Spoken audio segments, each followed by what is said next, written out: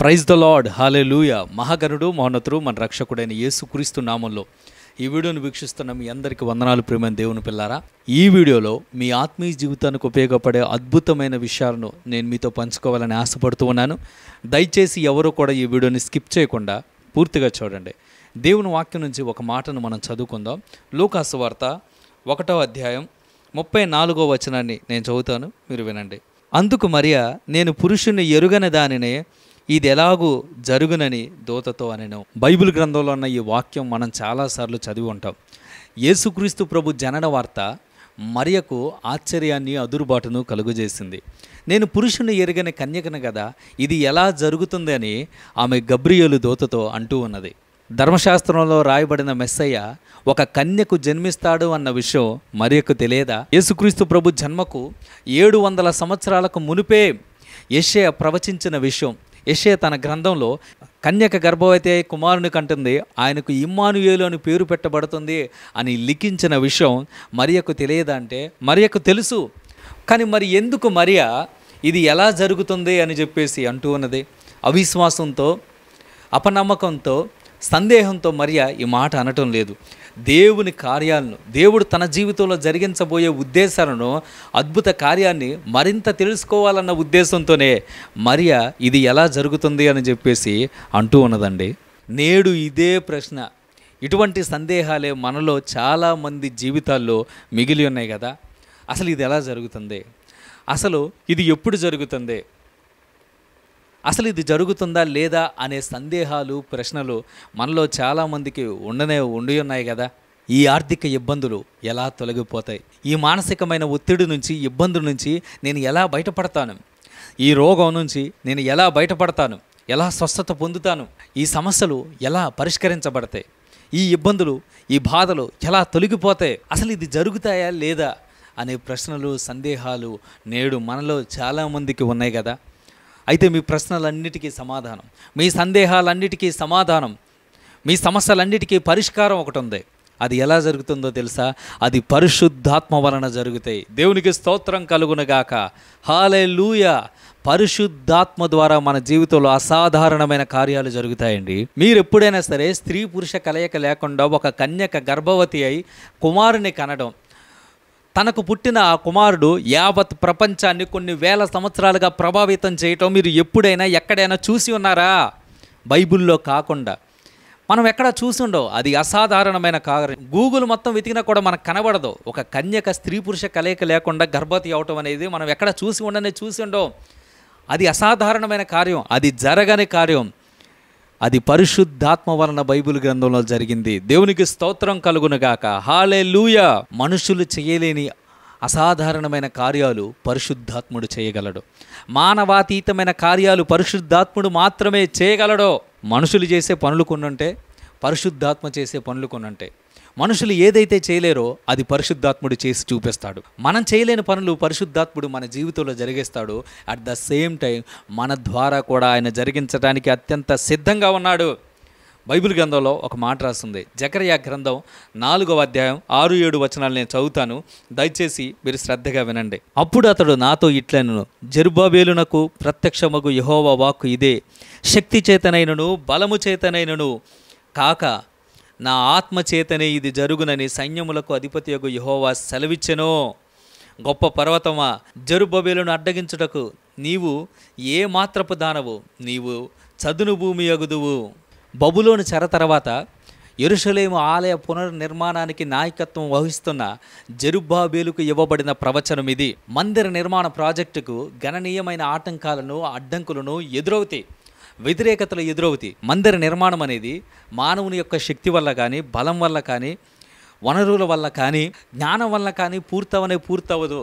ఇది దేవుని ఆత్మ ద్వారా మాత్రమే జరుగుతుంది. దేవుని ఆత్మే దీనిని పూర్తి చేస్తాడు అని చెప్పేసి జెరుబ్బాబెలుకు దేవుడు అంటూ ఉన్నాడండి. దేవుని పనిలో మనకు విజయం మన ప్రయత్నాల వల్ల, మన వనరుల వల్ల, మన శక్తి సామర్థ్యాల వల్ల మనకు సాధించబడదు. కేవలం ఆత్మ ద్వారా మాత్రమే అది మనకు సాధించబడుతుంది. దేవుని ప్రణాళికలో మన బలం ద్వారా, మన శక్తి ద్వారా, మన జ్ఞానం ద్వారా నెరవేర్చబడవు. పరిశుద్ధాత్మ ద్వారా మాత్రమే అవి నెరవేర్చబడతాయి. మన సొంత శక్తి వలన, మన సొంత బలం వల్ల ఎప్పటికీ అసాధారణమైన కార్యాలు మన జీవితంలో మనం జరిగించలేము. ఆత్మ ద్వారా మాత్రమే అసాధారణమైన కార్యాలు మనం జరిగించగలం. ఈ ప్రపంచానికి మనం వాటిని చూపించగలం. అసలు మనిషి శక్తి, మనిషి జ్ఞానం ఏ పాటిది? చాలా సందర్భాల్లో మనమే అంటాం, ఇంకా నాకు శక్తి చాలట్లేదు, ఇంకా నాకు బలము చాలట్లేదు, ఇంకా నేను భరించలేకపోతున్నాను, భరించే శక్తి కానీ, భరించే సామర్థ్యం కానీ, భరించే ఓపిక కానీ నాకు లేనే లేదు అని చెప్పేసి మనం ఎంతోమంది, మనలో చాలామంది అప్పుడప్పుడు అంటూ ఉంటారు. అందుకని దేవుని వాక్యంలో ఒక మాట రాస్తుంది, 2 దినవృత్తాంతముల గ్రంథము 20వ అధ్యాయం 12వ వచనంలో, మా మీదకు వస్తున్న ఈ గొప్ప సైన్యంతో యుద్ధం చేయడానికి మాకు శక్తి చాలదు అని చెప్పేసి రాజైన యెహోషాపాతు దేవునికి ప్రార్థన చేస్తూ ఉన్నాడు. ఒకరోజు యోధా రాజైన యెహోషాపాతు సైన్యం మీదకి మోయాబీయులు, అమోనీయులు, మోయోనీయులు దండెత్తి 3 రాజ్యాలు కలిసి ఒక్కసారిగా దండెత్తి తన రాజ్యం మీదకు వస్తారు. యోధా రాజ్యం అనేది చాలా చిన్నదే. ఈ విషయం తెలుసుకున్న యెహోషాపాతు భయపడటం ప్రారంభించాడు.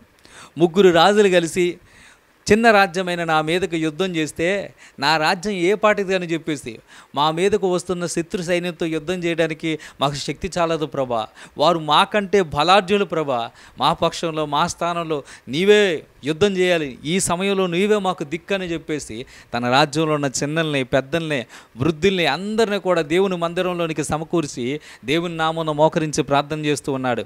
ఇదిగో గొప్ప సైన్యం మా ముందుంది, సవాలుకరమైన పరిస్థితులు మేము ఎదుర్కోవలసి ఉన్నదే, భయంకరమైన పరిస్థితులు ఇప్పుడు మేము అనుభవించాల్సి వస్తుంది, శత్రువులు మా మీద పడటానికి అత్యంత సిద్ధంగా ఉన్నారు, వారితో యుద్ధం చేయడానికి మాకు శక్తి లేదు, వారితో యుద్ధం చేయడానికి మాకు బలం లేదు అని చెప్పేసి దేవునికి ప్రార్థన చేస్తూ ఉన్నాడండి. ఎందుకు శక్తి లేదు యెహోషాపాతుకి అంటే, తన మీదకు వస్తున్న సైన్యం తనకంటే శక్తివంతమైనది, తనకంటే బలము కలిగినది కాబట్టి వారి శక్తితో పోల్చుకుంటే వీరి శక్తి ఏ పాటిది కానే కాదు కాబట్టి వారికంటే మాకు శక్తి లేదు అని చెప్పేసి దేవునికి ప్రార్థన చేస్తూ ఉన్నాడండి. ఇంత చిన్న సైన్యమైన యోధా సైన్యం అంత గొప్ప సైన్యాలను ఎదిరించటం, వాటిని జయించటం ఇంపాసిబుల్, అసాధారణమైన కార్యం. ఆ రోజు వారు దేవుని వైపు చూసి దేవుని మీద ఆధారపడి దేవునికి ప్రార్థన చేసి పరిశుద్ధాత్మకు వారు తమను తాము అప్పగించుకున్నప్పుడు వారి చేయల యుద్ధం పరిశుద్ధాత్ముడే వారి పక్షంలో, వారి స్థానంలో యుద్ధం జరిగించాడు. దేవుడే వారి మీదకు లేచుచున్న శత్రు సైన్యాన్ని తరిమాడు. వాళ్ళు యుద్ధం చేయకుండానే దేవుడు ఆ రోజు వారి పక్షంలో యుద్ధం చేసి వారి శత్రువులను హతమార్చాడు. వారి మీదకు వస్తున్న గొప్ప అసాధారణమైన కార్యాన్ని వారి పక్షంలో దేవుడు వారి స్థానంలో ఉండి వారితో పోరాడి వారికి జయమిచ్చాడండి. దేవుని పిల్లలారా, పరిశుద్ధాత్మ మన జత పనివాడు, మనతో కలిసి ఆయన పని చేయడానికి ఈ భూలోకానికి పంపబడ్డాడండి. మనం చేయలేని కార్యాలు, మన శక్తికి మించిన కార్యాలు ఆయన మన చేత చేయిస్తాడు, ఆయన మన జీవితంలో జరిగిస్తాడు. పరిశుద్ధాత్మ మన చేతులకు యుద్ధము నేర్పువాడు, మన వేళ్లకు పోరాటమును నేర్పువాడు. మనం పరిశుద్ధాత్మ మీద ఆధారపడి ఆయన నడిపింపుకు మనల్ని మనం అప్పగించుకున్నప్పుడు గొప్ప విజయాలు మన జీవితంలో మనం చూస్తాం. నేడు చాలామందికి పరిశుద్ధాత్మ పేరు చెప్తేనే కోపం వచ్చింది. పరిశుద్ధాత్మ అంటేనే చాలామందికి గిట్టదు. పరిశుద్ధాత్మ పేరు చెప్తేనే విపరీతమైన అసహనం, విపరీతమైన కోపం వచ్చింది. పరిశుద్ధాత్మ గురించి కొంతమంది మాట్లాడటానికి కూడా ఇష్టపడరు. అదేదో సంఘంలో పరిశుద్ధాత్ముడు వారికి ఏదో శత్రువు అయినట్లు చూసే వ్యక్తులు కూడా చాలామంది లేకపోలేదు. అసలు పరిశుద్ధాత్మ లేకపోతే నువ్వు ఎలా పరిశుద్ధంగా జీవించగలవు? పరిశుద్ధాత్మ లేకపోతే నువ్వు ఎలా రక్షణలోనికి రాగలవు? ఆత్మీయ జీవితం అంటే మనంతటకు మనం జీవించడం కాదు, పరిశుద్ధాత్మతో కలిసి మనం జీవించటమే ఆత్మీయ జీవితం. పరిశుద్ధాత్మ మనల్ని నడిపించడమే ఆత్మీయ జీవితం. నీ అంతటకు నువ్వు నడిస్తే ఖచ్చితంగా దారి తప్పిపోతావు. పరిశుద్ధాత్మ నిన్ను నడిపిస్తే నువ్వు ఎన్నడూ దారి తప్పిపోవు. పరిశుద్ధాత్మ నిన్ను నడిపిస్తే నువ్వు నీతిగా, యథార్థంగా, న్యాయంగా నడుచుకోగలవు ఈ భూలోకంలో. ఈ భూలోకంలో ఉన్న మరలను పరిశుద్ధాత్ముడు పరలోకం కొరకు సిద్ధపరుస్తూ ఉంటాడు. యేసుక్రీస్తు ప్రభు గుణగణాలు మనలో ఏర్పడేంత వరకు ఆయన మనలను చెక్కుతూ ఉంటాడు, ఆయన మనకు సహాయం చేస్తూ ఉంటాడు. పరిశుద్ధాత్మ ద్వారా మాత్రమే మన జీవితంలో మనం అసాధారణమైన కార్యాలను జరిగించగలం. పరిశుద్ధాత్మ మీ మీదకు వచ్చినప్పుడు మీరు శక్తి నొందుదురు అని చెప్పేసి అపోస్తలుల కార్యములు 1వ అధ్యాయం 8వ వచనంలో రాస్తుందండి.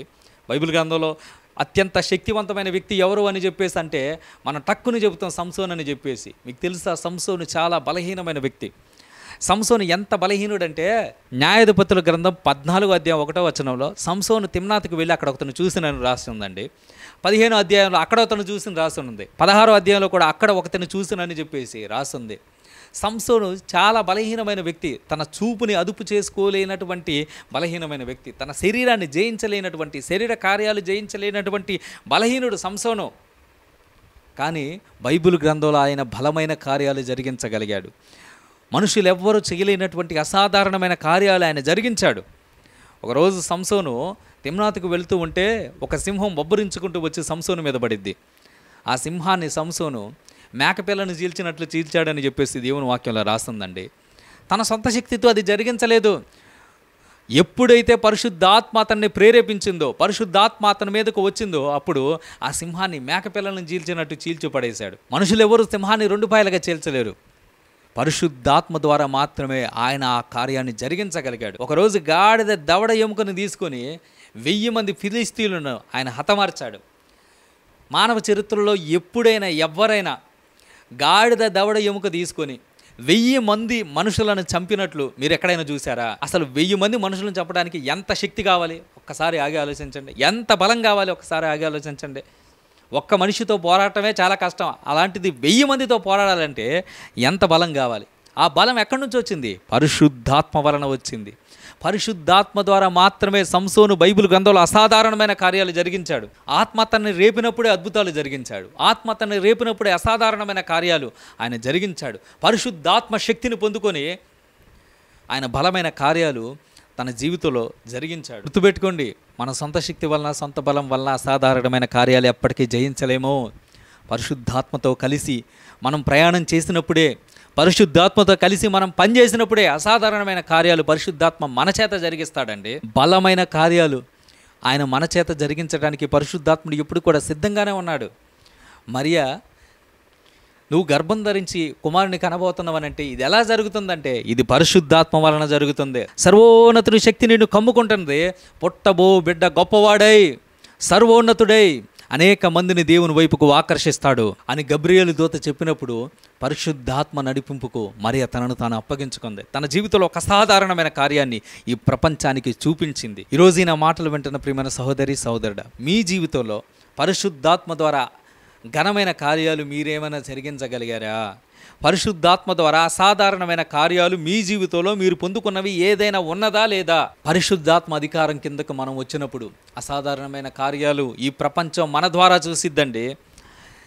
పరిశుద్ధాత్మ కార్యాలను చూపించడానికి మనం పుట్టామన్న సంగతిని మీరు మర్చిపోవద్దు. ఈ లోకంలోనికి దేవుడు మనల్ని ఎందుకు పంపించాడో తెలుసా? దేవుని శక్తిని ఈ ప్రపంచానికి చూపించడానికి పంపించాడు. దేవుని శక్తిని ఈ ప్రపంచానికి చూపించిన వ్యక్తి వాడు బ్రతికున్నా సరే చచ్చిన శవంతో సమానం.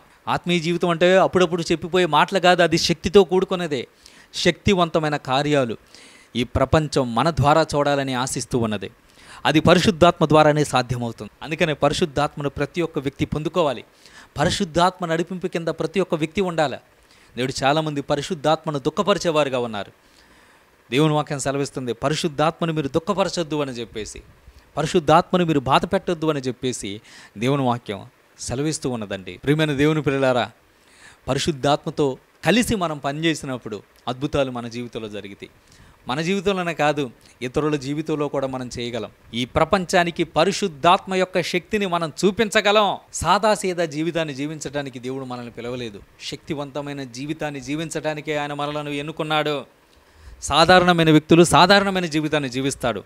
అసాధారణమైన వ్యక్తులు అసాధారణమైన కార్యాలు వారి జీవితం ద్వారా ఈ ప్రపంచానికి చూపిస్తారు. మీరు సాధారణమైన వ్యక్తులా, అసాధారణమైన వ్యక్తులా? ఒక్కసారి మిమ్మల్ని మీరు పరిశీలించుకోండి. మనం అసాధారణమైన కార్యాలు ఈ ప్రపంచానికి చూపించాలంటే పరిశుద్ధాత్మ నడిపింపుకు మనల్ని మనం అప్పగించుకోవాలి. పరిశుద్ధాత్మ అధికారం కిందకు మనం వచ్చినప్పుడు అసాధారణమైన కార్యాలు ఆయన మన ద్వారా జరిగిస్తాడు. మనలో చాలామంది సాధారణమైన జీవితానికి అలవాటు పడిపోయి అసాధారణమైన కార్యాలను నిర్లక్ష్యం చేస్తూ ఉన్నారు. మన సామాన్యమైన జీవితాలను జీవించాలని దేవుడు అనుకోవట్లేదు. శక్తివంతమైన అసాధారణమైన జీవితాన్ని, ఒక ప్రభావం కలిగిన జీవితాన్ని మనం జీవించాలని దేవుడు ఆశిస్తూ ఉన్నాడండి. మీ జీవితంలో పరిశుద్ధాత్ముడు ఎప్పుడు కూడా అసాధారణమైన కార్యాలు చేయడానికి సిద్ధంగానే ఉంటాడు. కానీ మనం సిద్ధంగా ఉన్నామా లేదా అనేదే ప్రశ్న. మరే గర్భంలో అద్భుతాన్ని జరిగించడానికి దేవుడు సిద్ధంగా ఉన్నాడు. మరియ ఒప్పుకుంటే అసాధారణమైన కార్యం తన జీవితం ద్వారా ఈ ప్రపంచానికి వెల్లడైద్ది. మీరు ఒప్పుకొని మీరు పరిశుద్ధాత్మకు మిమ్మల్ని మీరు అప్పగించుకున్నప్పుడు అసాధారణమైన కార్యాలు పరిశుద్ధాత్ముడు మీ ద్వారా ఈ ప్రపంచానికి చూపిస్తాడు.